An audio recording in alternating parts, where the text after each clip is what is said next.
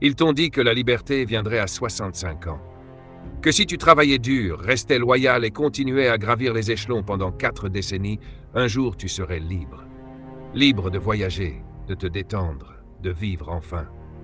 La retraite était dépeinte comme la terre promise, la récompense au bout d'une longue vie d'obéissance. Mais, et si cette promesse n'avait jamais été réelle? Et si c'était une illusion soigneusement élaborée pour te maintenir en mouvement, à produire, à te conformer sans jamais remettre en question le coup? Pendant la majeure partie de ta vie, le scénario a été clair. Étudie dur, trouve un emploi, travaille pendant 40 ans, prends ta retraite. C'est le plan. C'est le chemin. Et la plupart des gens le suivent sans jamais se demander qui l'a écrit en premier lieu. Mais la vérité qui t'attend au bout de ce chemin est loin d'être libératrice. Selon une étude de 2020 du Stanford Center on Longevity, plus des 2/3 des retraités en Europe se sentent désorientés dans les 18 mois suivant leur départ à la retraite. Et non pas parce qu'ils manquaient d'argent, mais parce qu'ils manquaient d'identité. Ils se réveillent soudain dans un monde où leur rôle, leur but, leur propre sens d'eux-mêmes ont disparu. Tu vois, le système ne les a pas préparés à la liberté. Il les a préparés à fonctionner. Il les a entraînés à opérer au sein d'une machine, pas à vivre au-delà d'elle. La retraite n'est pas la grande récompense qui leur avait été promise, c'est le renvoi discret de la scène. Le moment où le rôle se termine, le projecteur s'estompe et personne ne te dit quoi faire ensuite. Et c'est là que la crise existentielle commence. Car que fais-tu quand tu as passé toute ta vie à jouer un rôle et que ce rôle disparaît? Qui es-tu? Sans ton titre de poste, sans les emails, les délais, les réunions qui te faisaient te sentir important. Pendant des décennies, ta valeur a été mesurée par la productivité, pas par la présence. Et maintenant que le système n'a plus besoin de toi, on s'attend à ce que tu saches simplement profiter de la vie sans jamais avoir été enseigné comment. La retraite n'a jamais été une question de liberté. Il s'agissait de synchroniser ton utilité. Elle n'a jamais été conçue pour que tu explores ton moi intérieur ou que tu te reconnectes à ce qui compte vraiment. Elle a été conçue pour te faire disparaître. Une sortie gracieuse de la machine, tout en te convainquant que c'est une récompense. C'est ça, le génie du mensonge. Ça ne semble pas cruel. Ça sonne comme un cadeau. Mais Alan Watts l'a si bien dit. Tu n'es pas obligé d'être la personne que l'on t'a dit d'être. Cette phrase brise le fondement du mythe de la retraite. Car si tu n'étais jamais censé suivre le script de quelqu'un d'autre en premier lieu, alors peut-être que la retraite n'est pas la fin d'un chapitre. Peut-être que c'est le moment où tu réalises que le livre n'a jamais été le tien au départ. Et cette réalisation fait mal parce qu'elle t'oblige à confronter une question plus profonde. Qu'est-ce que cela signifie d'être libre? Si tu as passé toute ta vie à attendre la permission de vivre, vises-tu vraiment? On nous apprend à tout retarder. La joie, le repos, la découverte, la réflexion, comme si la vie allait enfin commencer quand le travail serait terminé. Mais la vie n'attend pas. Elle ne commence pas à 65 ans. Elle se déroule depuis toujours. Et la plupart d'entre nous étaient trop occupés à s'y préparer pour le remarquer. Alors peut-être que le vrai mensonge ne concerne pas seulement la retraite. Peut-être que le mensonge est que tu aies jamais eu besoin d'attendre la liberté. Peut-être que la liberté n'a jamais été une destination. C'était une façon d'être que tu aurais pu choisir à tout moment. Mais personne ne te l'a dit, parce qu'une personne libre ne peut pas être contrôlée. Une personne libre n'a pas besoin du script.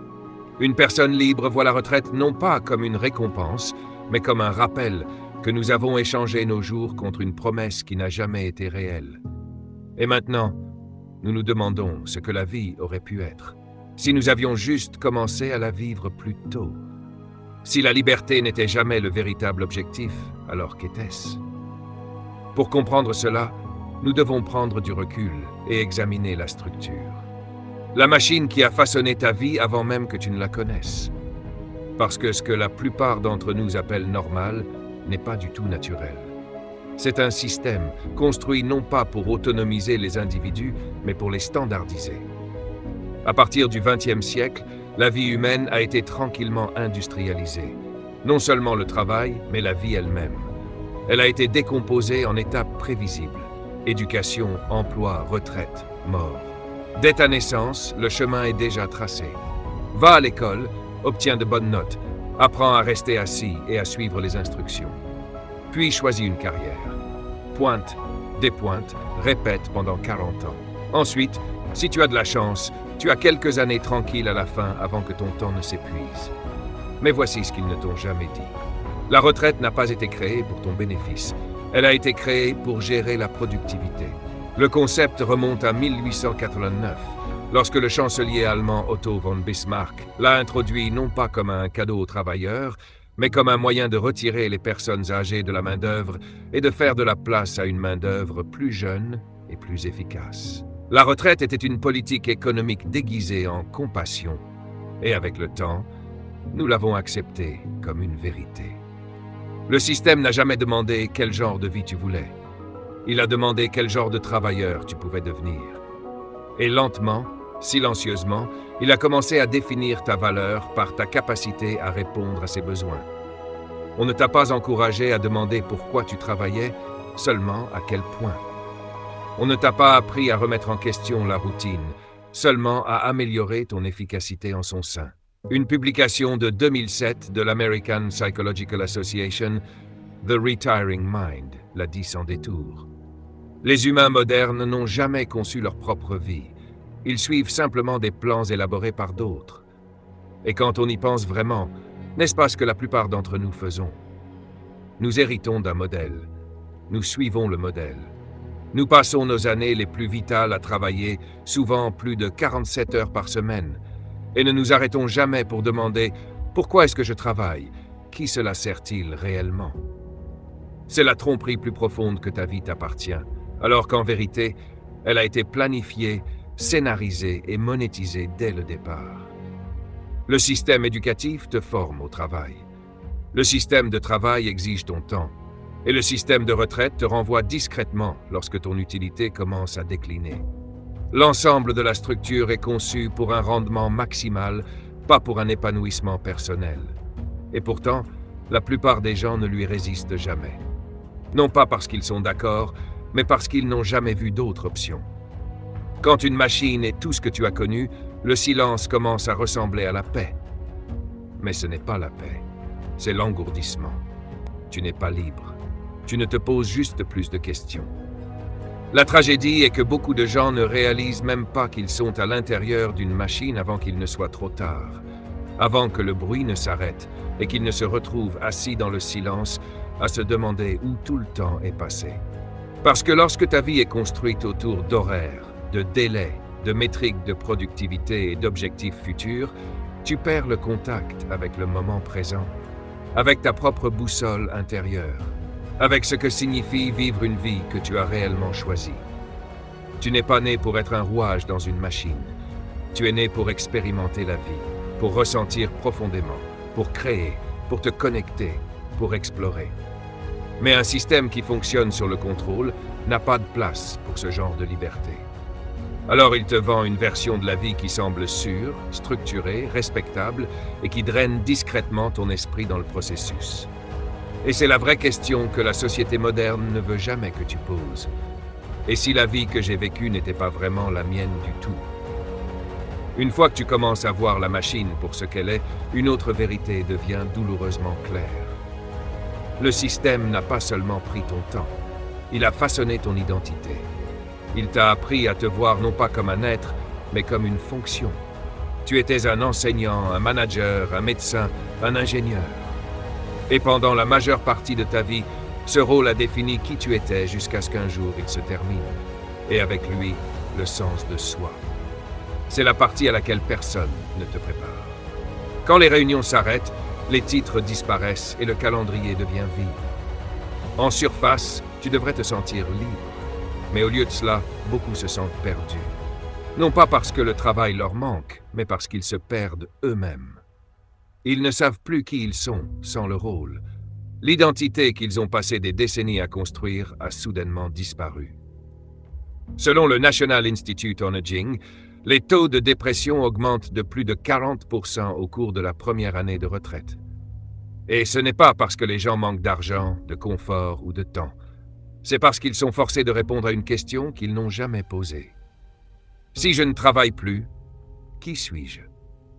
C'est la crise qui se cache sous la surface, celle à laquelle aucun conseiller financier ne peut te préparer. Il ne s'agit pas de revenus, il s'agit d'identité. Et lorsque cette identité a été construite sur la fonction, son effondrement ressemble à une mort silencieuse. Une mort qui se produit pendant que tu respires encore. Pendant que tu es toujours là, mais sans savoir qui est resté à l'intérieur. Il y a un post sur Reddit d'un homme nommé John, 64 ans, récemment retraité de Boeing après une vie d'ingénieur. Il a écrit « J'ai réalisé que je n'avais jamais vraiment vécu. J'ai juste travaillé. Et maintenant que le travail est terminé, je n'ai aucune idée de ce que je dois faire. » Ces mots sont crus, honnêtes et douloureusement courants. Parce que l'histoire de John n'est pas unique. C'est un miroir d'innombrables vies. Des vies où l'identité et la profession ne faisaient qu'un, jusqu'à ce qu'il n'y ait plus de séparation entre l'homme et le travail. Pendant des années, on nous dit de nous efforcer, de grimper, de produire. Mais personne ne nous apprend à simplement exister. Alors quand l'effort cesse, le silence est assourdissant. Et dedans, tu ressens le poids de tout ce que tu as un jour reporté. La curiosité que tu n'as jamais suivie, les passions que tu as enterrées, les parties de toi qui ne correspondaient pas au rôle, alors elles ont été laissées de côté. Et c'est ça l'illusion. L'idée que ta valeur réside dans ton utilité, que la valeur égale la fonction. Mais comme Alan Watts l'a dit un jour, tu n'es pas un rôle. Tu es le jeu de la vie elle-même. Tu n'as jamais été censé être une seule chose. La vie n'a jamais été censée être un seul titre de poste porté jusqu'à la tombe. Mais il faut du courage pour faire face au vide qui s'ouvre lorsque le rôle se termine. Parce que ce vide n'est pas vide. Il est plein de questions. Celles que tu étais trop occupé à poser quand le calendrier régissait ta vie. Qu'est-ce que j'aime? Qu'est-ce qui me touche? En quoi crois-je au-delà de ce qu'on m'a dit de croire? Ce sont les questions qui marquent le début de la vraie liberté. Mais elles exigent la mort de l'ancienne identité, le démantèlement du masque, le rejet de la fonction, la naissance d'un moi qui était caché sous le rôle. Et c'est peut-être pourquoi le système n'a jamais voulu que tu t'arrêtes. Parce que dans le silence, tu te souviens qui tu étais avant le masque. Et ce souvenir, cette étincelle, est le début de quelque chose que la machine ne peut pas contrôler. Un soi qui est libre. Non pas parce qu'il a pris sa retraite du travail, mais parce qu'il s'est éveillé à la vie. Mais même après la fin du rôle, la machine ne te lâche pas. Elle t'en donne juste un nouveau. Cette fois, non pas en tant que travailleur, mais en retraité. Un autre rôle, une autre étiquette, une autre boîte. Et dans cette boîte, tu es censé trouver la paix. Tu es censé faire du golf, voyager un peu, voir tes petits-enfants et t'éteindre doucement. Mais le problème, c'est que si tu n'as jamais appris à exister en dehors du système, ce rôle-là n'est pas plus libérateur que le précédent. C'est juste un autre chapitre du même livre, un livre que tu n'as jamais écrit. Et c'est là que beaucoup se réveillent enfin. Pas parce qu'ils sont enfin libres, mais parce qu'il n'y a plus rien à suivre. Le programme est terminé, le masque est tombé. Il ne reste plus que toi face au miroir. Et pour la première fois peut-être, tu poses la seule question qui aurait dû précéder toutes les autres. Qui suis-je ? Quand il ne reste plus rien à prouver.